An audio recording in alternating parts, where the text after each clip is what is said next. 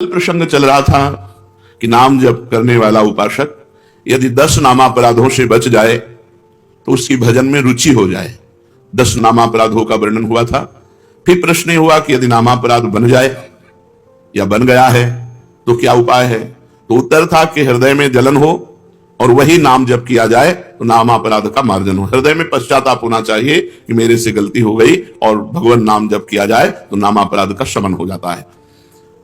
अब पूछ रहे हैं माला यदि नहीं रखता हूं तो नाम जपने में रुचि नहीं होती, संख्या से रुचि नए साधक को होती, नाम भूल जाता हूं। माला रखता हूं तो बड़ा संकोच होता है, लोग मजाक उड़ाते हैं, ये तो बड़े भगत बनते हैं, या कोई प्रणाम नमस्कार मान बढ़ाई देने लगता है कि ये तो बहुत नाम जापक हैं। तो इसमें क्या करें। उत्तर, सारा संकोच छोड़ करके नए साधक को माला अवश्य रखनी चाहिए। माला रखने से जप अधिक होता है, नाम भूलते नहीं है। माला सबको रखनी चाहिए। मन में तनिक संकोच मत करो, क्योंकि यह महामंगलमय कार्य है, इसके लिए संकोच धारण नहीं करना। जो लज्जा छोड़कर भगवान का नाम जप करता है वो अपने को पवित्र कर देता है और सारे विश्व को पवित्र कर देता है। तीर्थी कुर्वन्ति तीर्थानि सतरति सतरति सलोकान तारयति। वह स्वयं तर जाता है, स्वयं तर जाता है और लोगों को तारता है, लोग के लोग पावन कर सकता है। इसलिए संकोच छोड़कर, लज्जा छोड़कर माला प्रगट में रखनी चाहिए और गणना युक्त नाम जप करना चाहिए। यदि कोई प्रणाम नमस्कार करे, मान बढ़ाई दे, तो तुम उसे स्वीकार न करो तो तुम्हारी हानि नहीं होगी। किसी को मना नहीं करना। कोई प्रणाम कर रहा है, कोई नमस्कार कर रहा है, बस अंदर से उपेक्षा रखो, अंदर से उसका महत्व मत रखो, तो मान बढ़ाई तुम्हारा कुछ बिगाड़ नहीं पाएगी। नाम जप का वास्तविक फल क्या है। उत्तर, नाम जप का वास्तविक फल है श्री कृष्ण प्रेम में रोना, भगवान के प्रेम में रोना। नाम का जब फल प्रकट होगा तो गदगद सुर नैना सजल दंपति रसरय भीन, एगत वृंदा विपिन में फिरे प्रेम तन लीन। आंखों से आंसू बह रहे हैं, कंठ गदगद हो रहा है, शरीर रोमांचित हो रहा है, कंपायमान हो रहा है। भगवान की मंगल मूर्ति मानस पटल पर छाई हुई, ये नाम का फल। मुक्ति तो नाम का आनुषंगिक फल भाव है, मुख्य भाव है प्रेम। जैसे सूर्य उदय होने पर प्रकाश तो आनुषंगिक है, ऐसे ही प्रेम ये सूर्य है और प्रकाश उसका मोक्ष है। इसलिए नाम का फल पूर्ण प्रेम है, भगवत प्रेम। सुना है कि 3.5 करोड़ नाम जप करने पर मोक्ष की प्राप्ति हो जाती है। क्या यह सत्य है। विश्वास करो, भाव करो, महत्व रखो, हो जाएगा। विश्वास करो, भाव करो, महत्व रखो, तो एक नाम में मोक्ष प्राप्त हो जाएगा। 3.5 करोड़ तो बहुत बड़ी बात है, एक नाम भी मोक्ष प्राप्त कराने में समर्थ है। एक नाम, 3.5 करोड़ तो बहुत होते हैं। विश्वास करो, भाव करो, महत्व करो। यही बात ध्रुवदास जी ने कहा। हित से आर्त होकर दैन्य भाव से एक नाम पुकार लो तो भगवान तुम्हारा साथ नहीं छोड़ेंगे। एक बार जिन नाम ली हित सो होए अति दीन, अति दीन हित सो होए। प्रेम से द्रवित होकर दैन्य भाव से भगवान को पुकारो तो एक नाम में भगवान तुम्हारा कभी साथ नहीं छोड़ेंगे। एक बार जिन नाम ली हित सो होए अति दीन, ताको संग न छाणहि ध्रुव अपनो कर लीन। विश्वास करो, भाव करो, महत्व करो, तो एक नाम से भगवत प्राप्ति हो जाएगी। एक नाम मोक्ष प्रदान कर देगा। 3.5 करोड़ तो बहुत बड़ी बात है। हां, कल संतरणोपनिषद में लिखा हुआ है कि यदि नाम के 3.5 करोड़ आवृत्ति की जाए, 3.5 करोड़ नाम जब किया जाए तो शरीर छूटने पर वो भगवान को प्राप्त होगा। शरीर छूटने पर वो भगवान को प्राप्त होगा 3.5 करोड़ नाम जप करने। आपने बड़ी महिमा सुनाई, तो आप इतना बता सकते हैं कि आपको क्या लाभ मिला नाम जप से। आपको क्या लाभ मिला। मेरे को जो लाभ मिला, मेरी वाणी में सामर्थ्य नहीं कि मैं कह सकूं। हां, यह जरूर है कि असंभव को संभव कर दिया नाम ने। बस इतने बोले। मेरे को जो लाभ हुआ, मेरी वाणी में सामर्थ्य नहीं कि मैं वर्णन कर सकूं। हां, इतना जरूर कहता हूं कि असंभव को संभव कर दिया, असंभव को संभव कर दिया।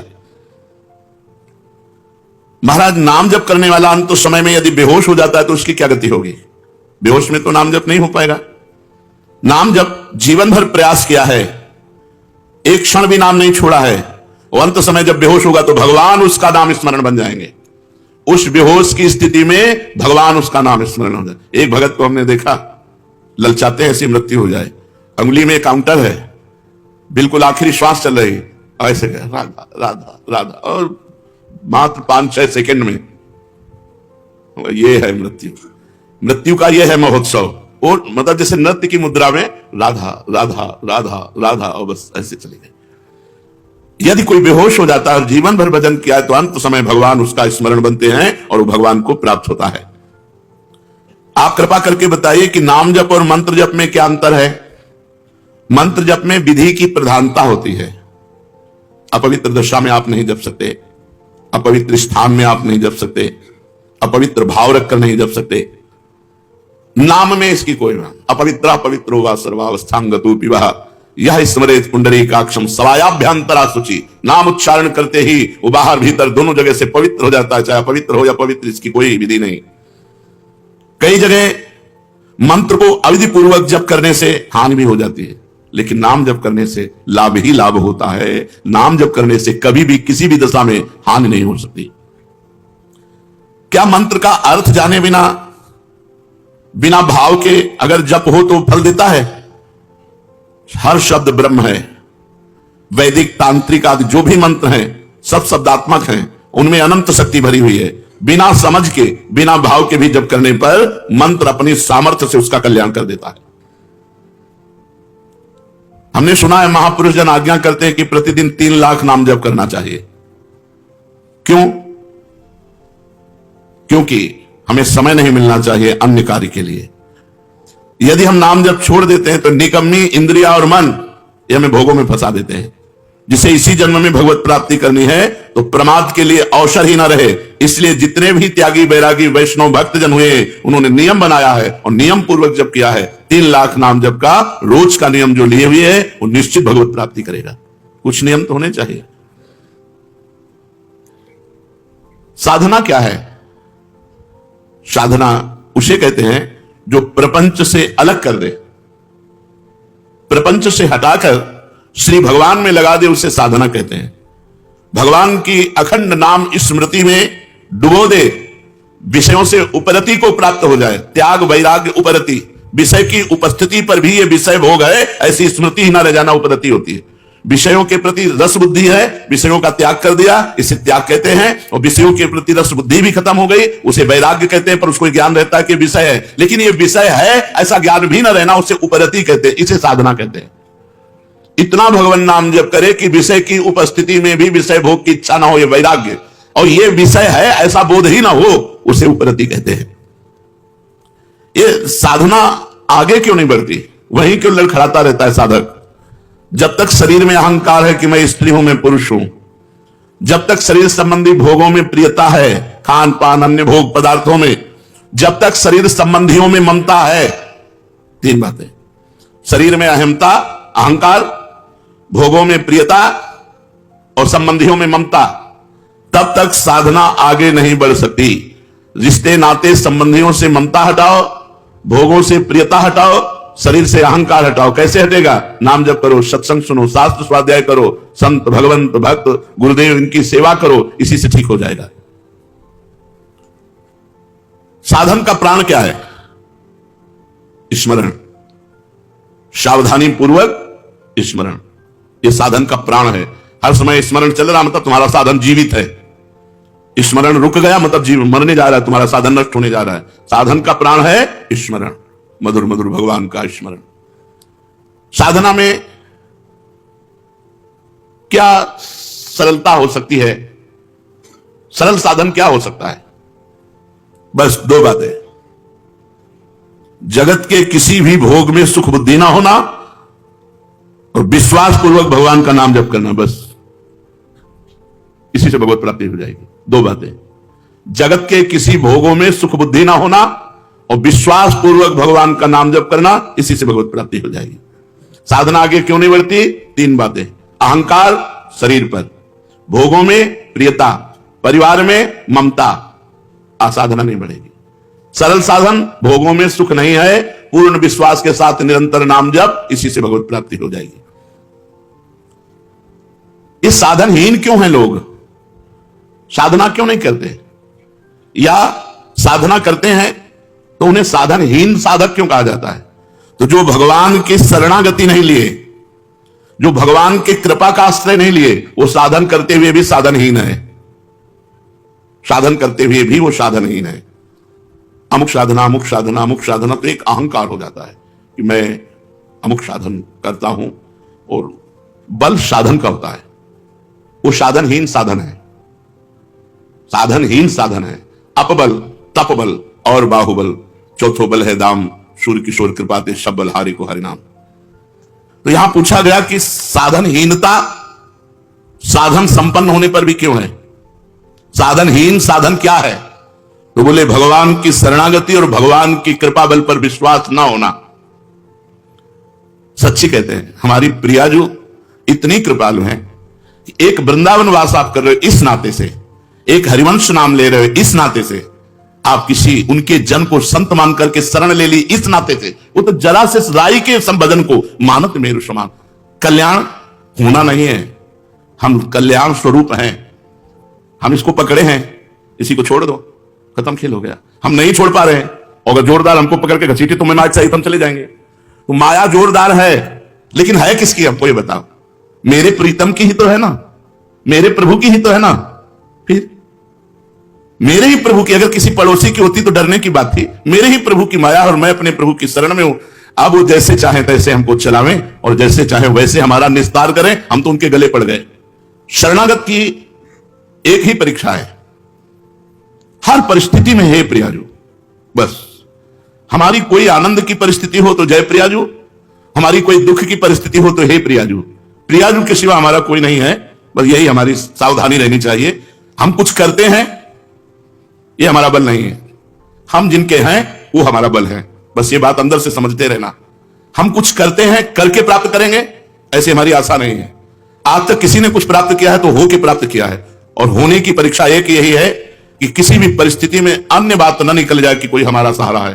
बस मेरे तो जय गिरधर गोपाल दूसरों न कोई, जैसे मीरा जी, दूसरों न कोई, शरीर भी नहीं, तभी जहर दिया गया पी गई, दूसरों न कोई, गिरधर के सिवा कोई नहीं। अगर गिरधर का चरणामृत करके तुम जहर दे रहे हो तो वो भी स्वीकार है।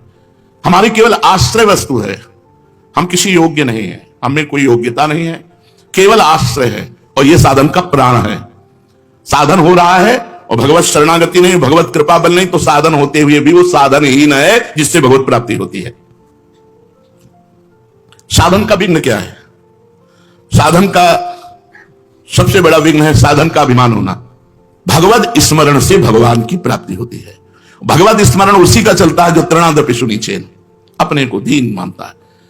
माना ब्रह्म ज्ञान के मार्ग में वो सबको अपनी आत्मा देखता है, भक्ति सबको अपना इष्ट देखता है, कहीं प्रश्न बनता ही नहीं है। अगर वो प्रश्न करता है तो अभी खुद प्रश्न में फंस गया। वो ज्ञानी की दृष्टि में सर्वम खलमिदं ब्रह्म, भक्ति की दृष्टि में वासुदेवा सर्वम, श्री राम में सब जग जानी। सबसे बड़ा साधन का विघ्न है साधन का अहंकार हो जाना। साधना का अहंकार इतना श्रेष्ठ बढ़ा होता है, इतनी कड़ुई होती है, पूछो मत। वही सबसे बड़ा विघ्न है भगवत प्राप्ति में। दूसरा, खान पान। यदि आपका खान पान सही नहीं है तो आपकी साधना नहीं बनेगी। तीसरा, मंत्र नाम में संदेह, पता नहीं इस नाम से होगा कि नहीं होगा। कहते हैं नाम जप करो, इस नाम से तो पता नहीं, इस मंत्र से होगा कि नहीं होगा। साधना में विघ्न। सदगुरु का अभाव, जिसके जीवन में सदगुरु नहीं उसकी साधना कभी सिद्ध नहीं हो सकती। सदगुरु है, उनका अपमान कर दिया, कभी साधना सिद्ध नहीं हो सकती। ये साधना का विघ्न है। नियमानुवर्तिता का अभाव, जो नियम दिया गया है उस नियम के अनुसार न चलना, अपनी प्रसिद्धि की चाह, कुतर्किक स्वभाव होना, और भोगों की कामना, और कुसंग में प्रियता, परदोष दर्शन, इतने साधना के विघ्न है। अगर इन विघ्नों से बचा जाए तो हमारी साधना आगे बढ़ेगी। तो साधना में सहायक क्या है? दैन्यता। सबसे पहली बात है दैन्यता। सबसे झुक के रहो। सब में भगवान देखोगे तो झुकना आ जाएगा। सब में झुको, सबको प्रणाम करो। साधन में साधन का अहंकार ना होना, ये सबसे बड़ा सहायक है। आप जो साधन कर रहे हो उसका अहम नहीं होना चाहिए, दैन्य होना चाहिए। और सच्ची बात है, सही साधना होगी तो आपका हृदय दैन्य हो जाएगा, डरेगा कहीं कोई अपराध न बन जाए जो मेरा साधन रुक जाए। और हृदय एकदम इतना लुजलुजा हो जाएगा कि कोई आपको प्रणाम करेगा तो आपको संकोच लगेगा। आप नहीं समझते, मैं अधम जीव हूं, मेरे पर क्यों ऐसा। वो तनिक भी लाख लोग मान बढ़ाई दे, वो अंदर रहेगा कि आप जानते नहीं हो इसलिए मैं बहुत अधम हूं, अंदर उसके यही रहेगा, अस्मय अधम सकासुम, ये अंदर बैठ जाएगा, ये भगवान की कृपा से बैठ जाएगा। दूसरा सहायक, नियम के अनुसार अपनी दिनचर्या पूरी करना, टाइम बिल्कुल, ये साधक की गुणवत्ता है। जैसे 4 बजे से वाणी पाठ, तो 4 बजने में 5 मिनट बकाया है, वो आ गया। 4 बजने के बाद जो दिनचर्या शुरू हुई, जब सब संपन्न हो गई, प्रणाम किया, ग्रीवा नीचे की, चल दिया। 5 मिनट पे अपनी दिनचर्या में बड़ी प्रवीणता रखना। सत्कार दूसरों का करना, सबहि मान प्रदापमान, इससे साधना आपकी बढ़ेगी। कुछ समय एकांतवास, सोने के अलावा, सोने में तो सब लोग एकांतवास करते हैं, सोने के अलावा, निद्रा के अलावा एकांतवास, जागृत अवस्था में शांत भाव से अपनी कुटिया में बैठ करके भजन करना, चाहे 2 घड़ी ही, 48 मिनट ही सही, पर एकांतवास जीवन में अत्यंत आवश्यक है। और रोज सत्संग, साधना में सहायक रोज सत्संग। रोज सत्संग का मतलब है, जैसे रोज झाड़ू पोछा लगे तो देखो कितना आंगन स्वच्छ रहेगा, ऐसे हृदय रूपी आंगन रोज सत्संग सुनने से नवीन उत्साह भर जाता है, स्वच्छ होने लगता है, और केवल सत्संग सुनने से भगवत प्राप्ति हो जाएगी।